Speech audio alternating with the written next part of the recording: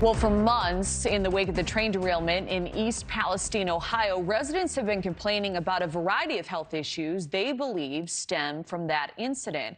And now we're learning that the EPA determined the Ohio disaster does not qualify as a public health emergency because no widespread health problems have been recorded.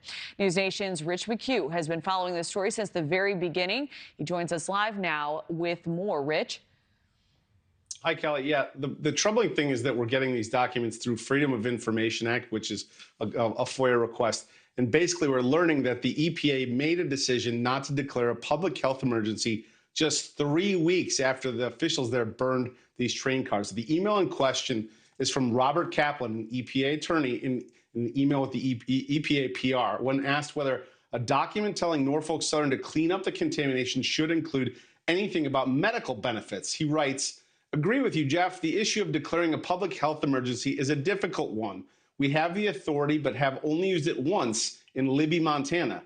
Best not to get into this. Bob, best not to get into this," he said. Leslie Pacey with the Government Accountability Project, I asked her why they would have been reticent to declare a public health emergency. Take a look. If they admit it's a public health crisis, they have to admit that they participated in this public health crisis, which was allowing an open burn of chemicals, which should never have happened. And it was against their own statutes. And if they admit this, then they have to admit that there's some culpability from the EPA there.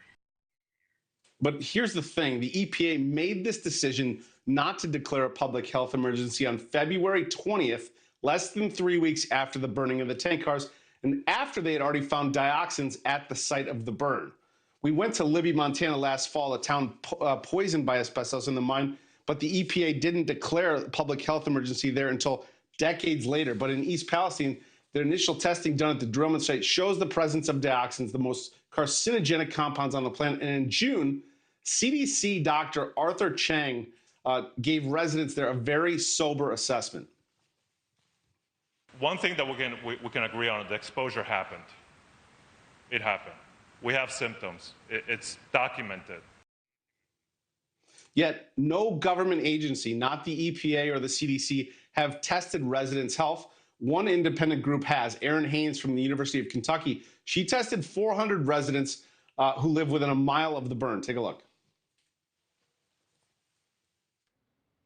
3 out of 4 of the participants reported having at least one new health symptom. And that within a mile of the derailment, 80% of the respondents reported an upper respiratory health symptom. 80%. So all year long, we've been documenting these ailments, Kelly. We've also reached out to the EPA for comment on this, and they have yet to respond to us, but we'll be sure to bring that to you when they do. Thank you for watching. Go to newsnationnow.com to find NewsNation on your television provider. And don't forget to click the red subscribe button below to get more of NewsNation's fact-driven, unbiased coverage.